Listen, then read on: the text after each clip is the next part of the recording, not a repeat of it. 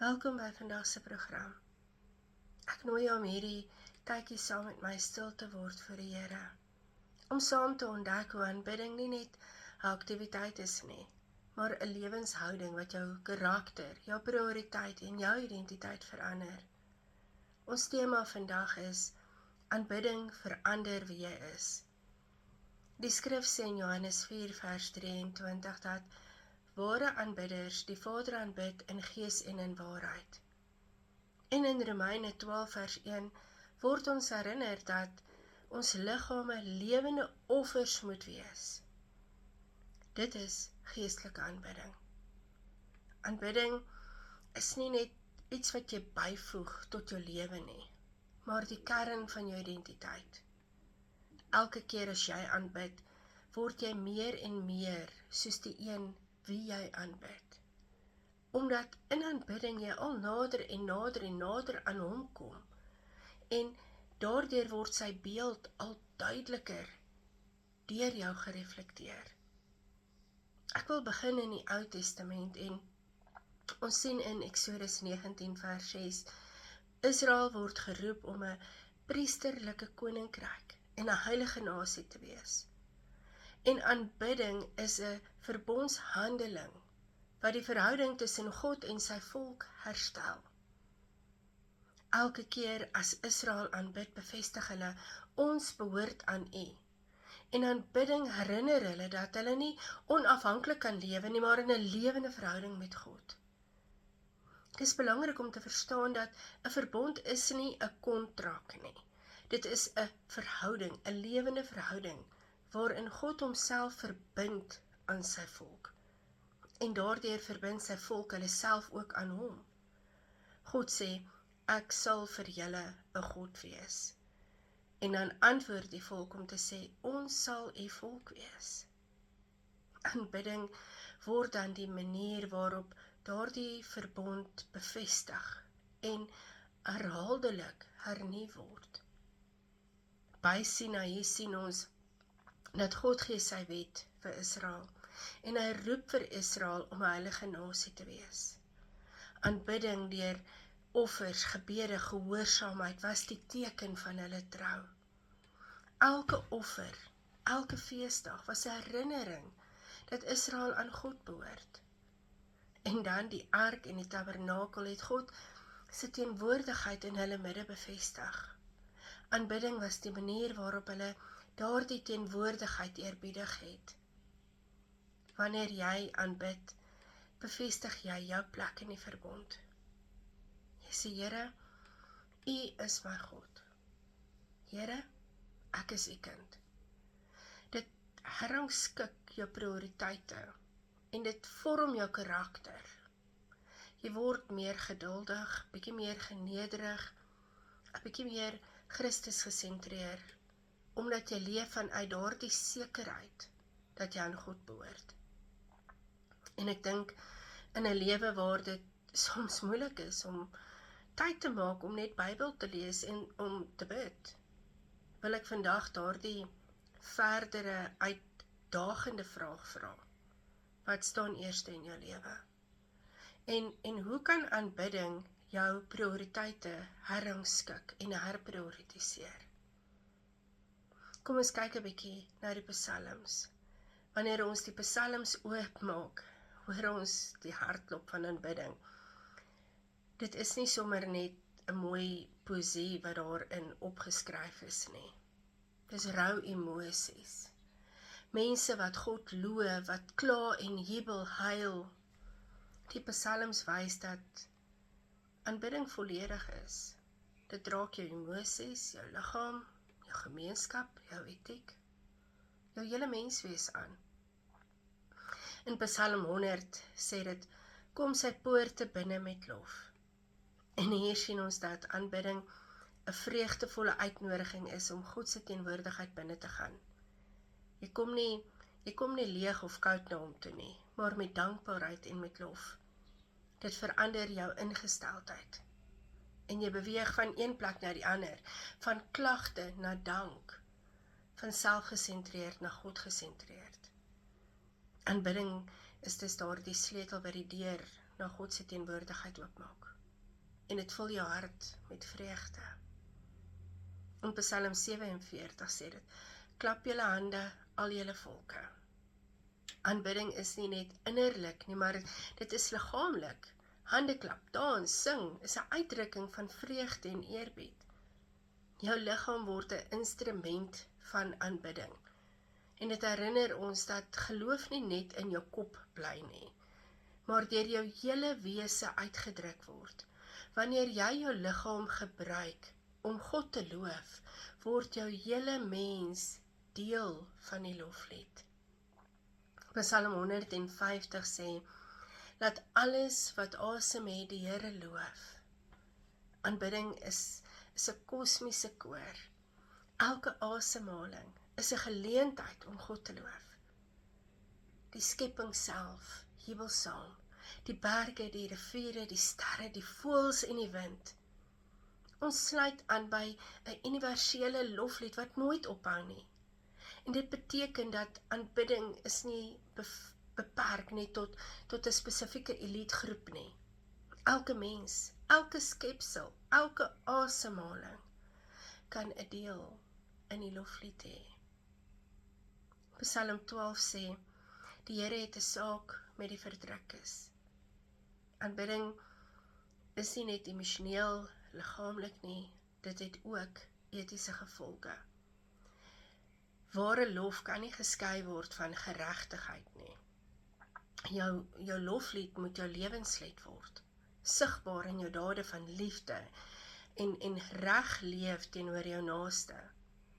As jy God aanbid, moet dit jou dryf om reg te doen, om die verdruktes te dien en om jou lewe te leef as 'n getuie van sy liefde.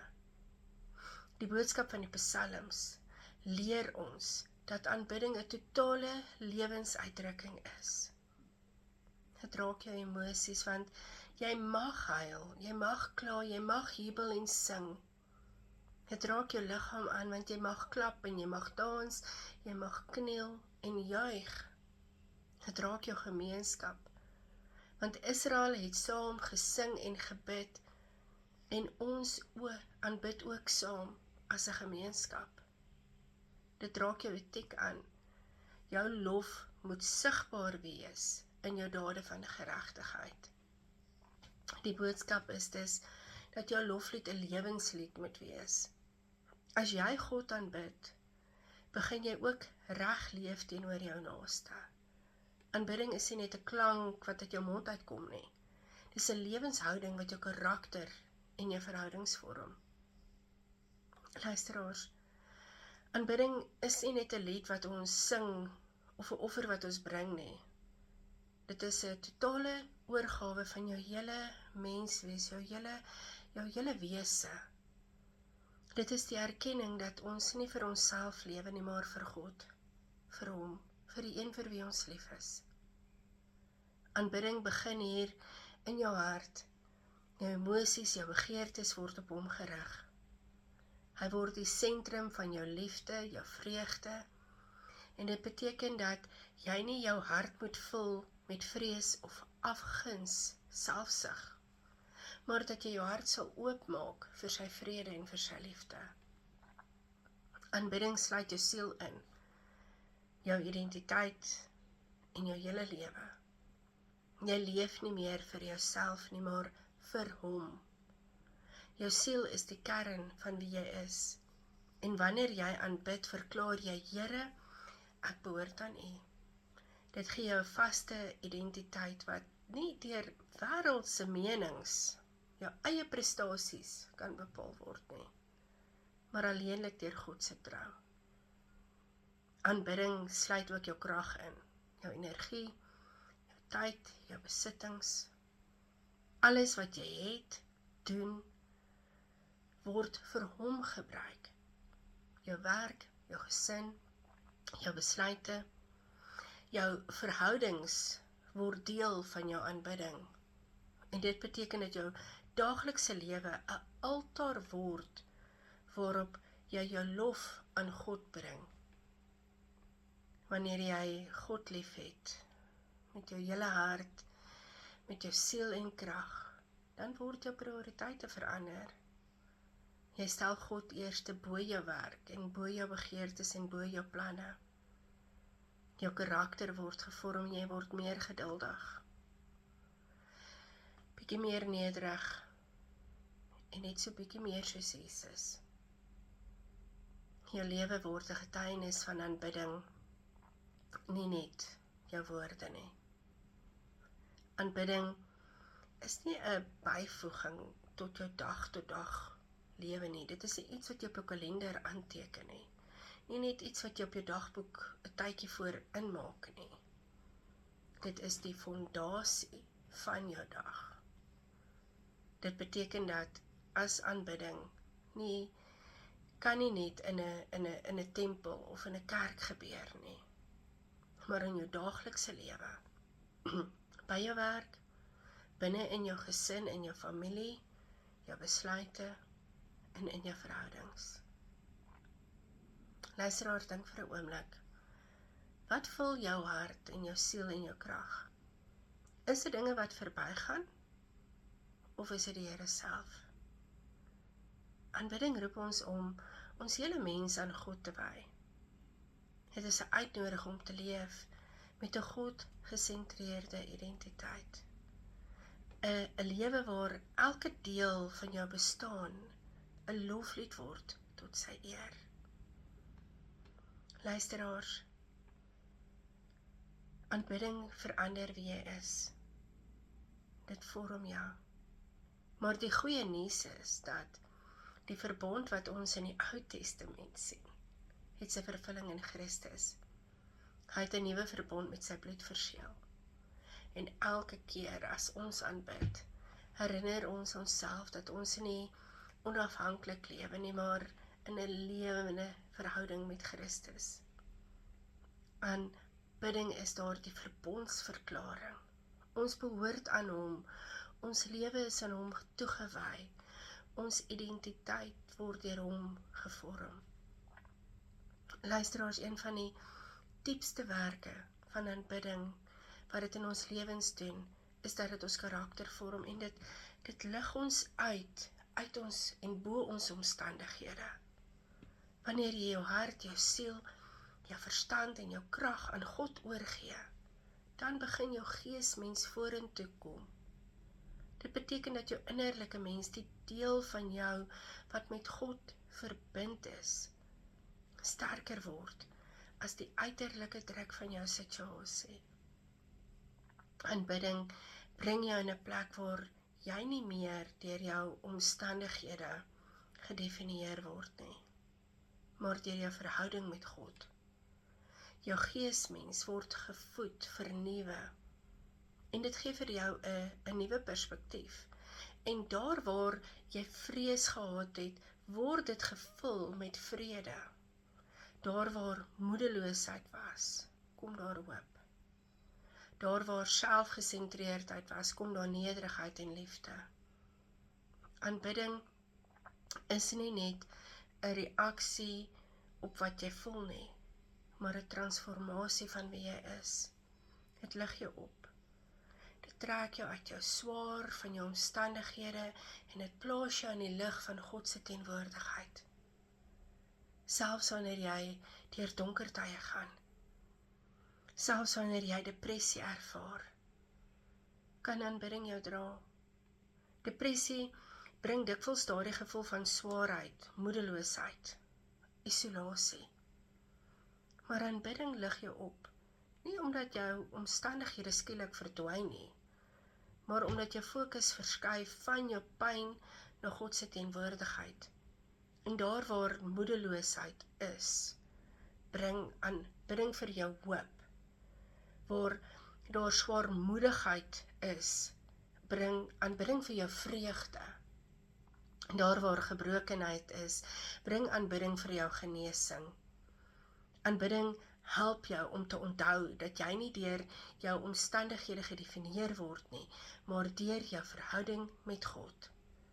Jou geesmens, jou denke, jou optrede, alles word gelei. En jy leef nie meer vasgevang nie, jy is nie meer geketting deur jou omstandighede en deur swaarmoedigheid nie. Jy is nie meer vasgevang en beperk in jou situasie nie, maar jy leef in die vryheid van God se vrede. Kom ons bid saam. Here ons God, ons Vader van die verbond, ons kom vandag met 'n dankbare hart. Here, U het ons geroep om 'n priesterlike volk te wees, 'n heilige nasie wat U lig dra. En ons erken dat aanbidding is nie net woorde of liedere nie, maar 'n verbondshandeling wat ons verhouding met U bevestig.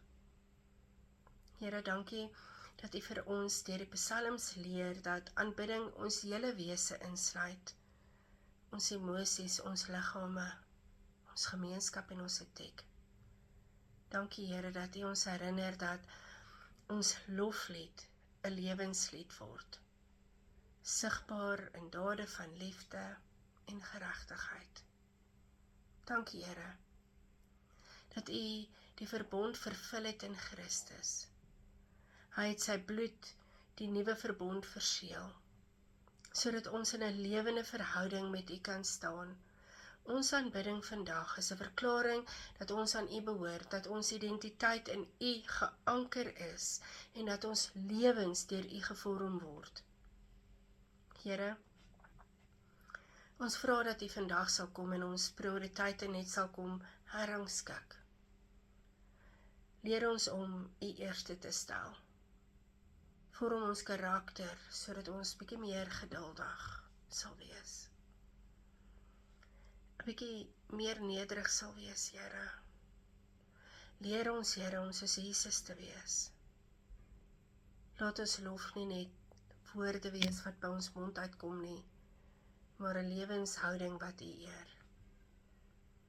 Ons bid vandag, Here, maak ons loflied, ons lewenslied. Laat elke asemhaling, elke daad, elke verhouding 'n getuienis wees van U liefde en U verbond. Ek bid dit vandag, Here, in die naam van Jesus Christus. Amen.